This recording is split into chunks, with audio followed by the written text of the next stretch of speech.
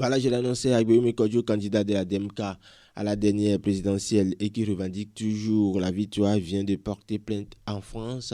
Une plainte est déposée au tribunal de Paris contre RFI, les journalistes Pierre Frisson et leurs commanditaires pour diffusion de faux messages de félicitations de la France, de l'Allemagne et de la Commission de l'Union européenne.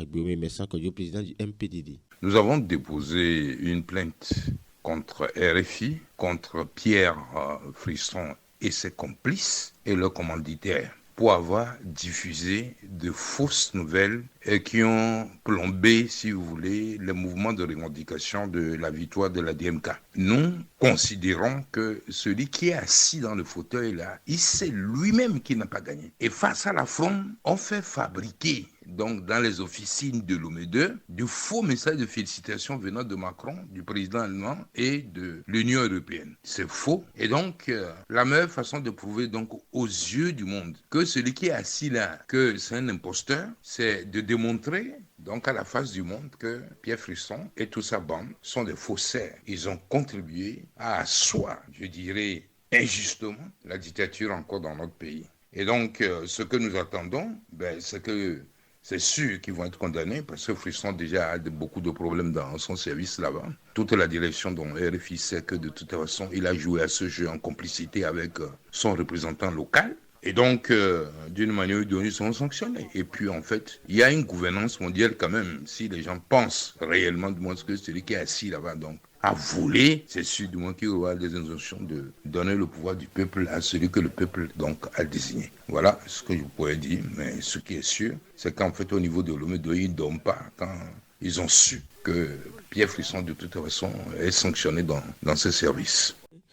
Ngomodede a ti kwa nyacho wono mia globe apoto Messan Agbeome Kodjo ya yi Kodjo me le France yovo nyigbandi e chonya de nyakaka do to Pierre Frisson ti okude ajedanya ke egblombe apoto fo iso zina nyazingbia du do no to vovo ko le mia be dwam alo du pote obe tepo no to ko le mia be dwobe ambassade d'Allemagne de France kudo Union européenne ba mo wa bo do jesi be di rudua bereke ba jiranya be lebe ba afonu achoichi wa le Kodjo me deke ba dagbanle adoa mi bia nya se edenme nya doto nyake apoto Messan Gabriel Agbeome Kodjo blanc Togo ba ko ke bi da yo fiare amo da kona DMK be kanda yo da kona wo chonta sese kutu kuga be aso tour na mo ngba bujoa mi wa pobele nya le do vivia nya cho ko tout le Paris. Parce que demain, on m'a dit que on met des nagbe do juge. Vous voyez, on m'a dovia, et plainte à dovia. Ne Macron là pour nous pour, l'homme pour nous pour à Milan. Parce que demain, justice à l'indépendance. Mais soignant que ça, il parlait de justice de Paris. Mais donc, que faut bien nous dire à 12%. Fier bien quoi nous alors. À mais que toi doit dire, on pense 12%. Que doit et nous on va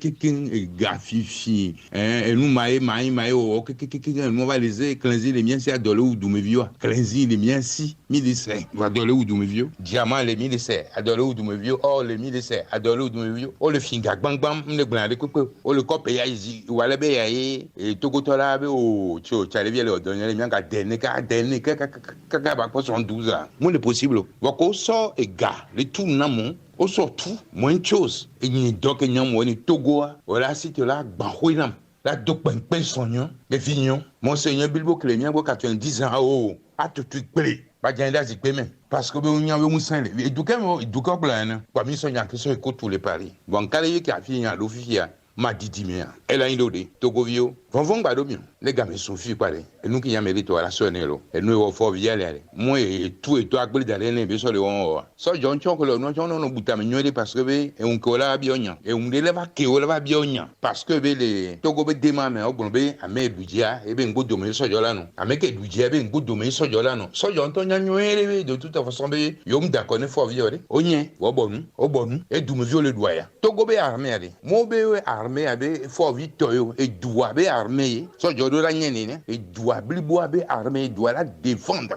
armée doit défendre les doigts ole wedobu zale ina ke gbezan de non enti adikangba somi lo a ho me fana me siamelo mi la dogo zan de alo le matiti me akpe po mi aglombe yo ji mi anotedo Je voulais vous demander très humblement de vous joindre à moi pour que nous puissions remercier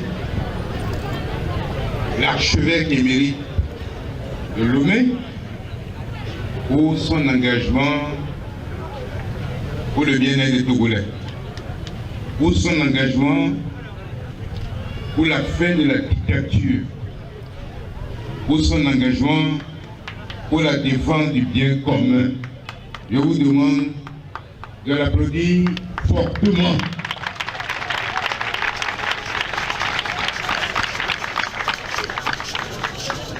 Matendo Akewayavon, Togovio Ekpe, Ousso, Ekona, Omatendo Akewavon, Totroa Evavon. Alors que la Sécurité, on t'en y avait Gamesu, Néo, on t'en y avait, et nous y a des équipes, il a encore on t'en y avait, et quoi? Obé, Osso, Togo, Planga, Tonak, Béou, mais les church romains. Yo soit plein d'années de données. Et notre Dieu est vieux. Et à nous vieux. Amène les victimes d'injustice. Amène sorto Gapame, Gounou. Tout comme que si nous les Américains sont un ton, bah ils ne qu'est. Et Togo, yo, nous, quelqu'un ne va voir. Et bien, allô. Et bien, on fait un temps. Et drapeau, balotia, on s'en a le poids à la main. Il ne veut pas tant, tout n'a pas le drapeau, ni le temps du problème. Mais t'as connu ma tout quoi? Et mon soeur, George, on a connu, mais là, il n'y a bien. À garder souvent pour une peau. À le doigt, pour une peau. Mais il dit, et fait, on provoquait. Alors, nous avons dit pour les soldats. Les soldats, la famille de Kaït, les soldats, à l'autre coin, les soldats. Pendant le grand protéger toi. Pendant qu'on fait partie du corps électoral. Il va vous trouver.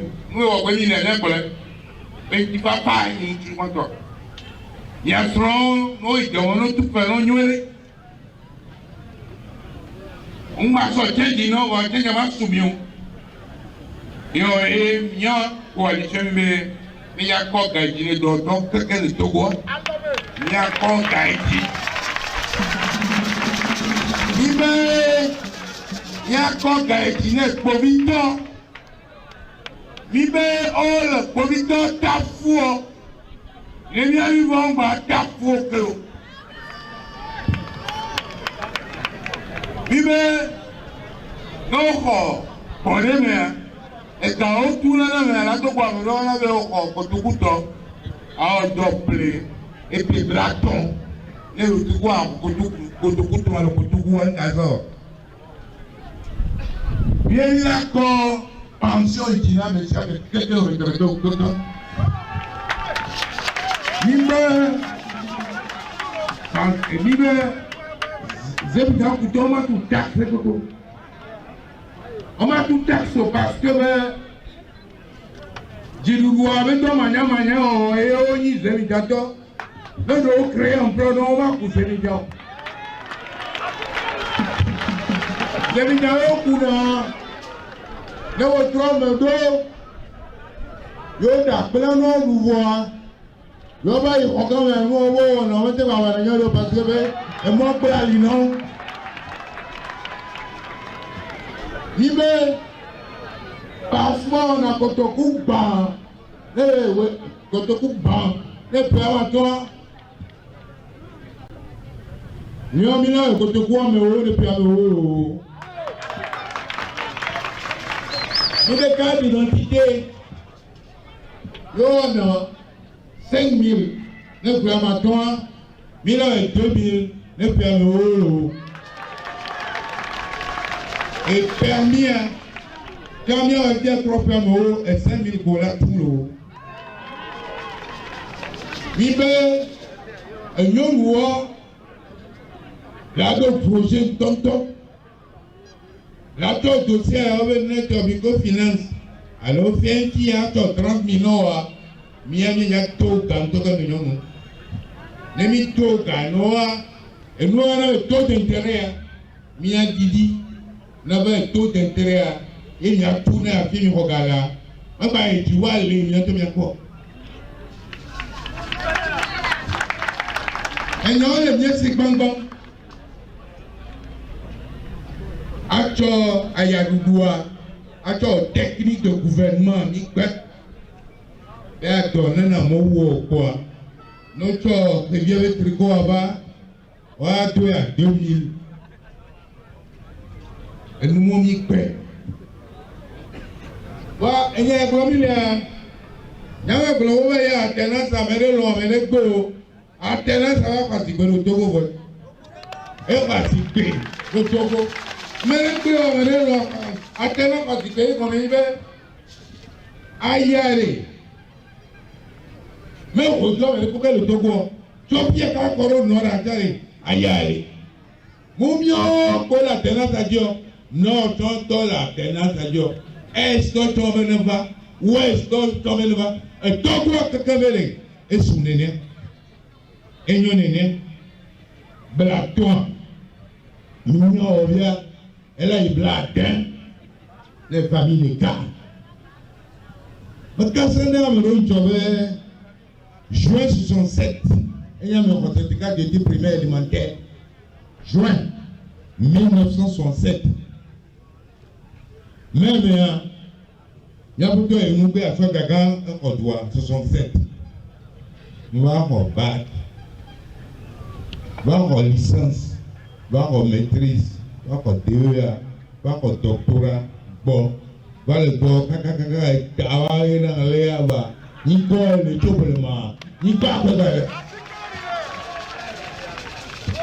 Donc, bien, et plus précisément, votre dire, quel méthode de loi, mon seigneur Siamia, ami Kokwe aussi dans le commun. Maintenant, il est président de la République. Il est président de la République. Maman dit non, ben il ah numéro. Les doigts, la trop que tu as mis dans la boîte. Il me quoi? Il me quoi? Il me quoi?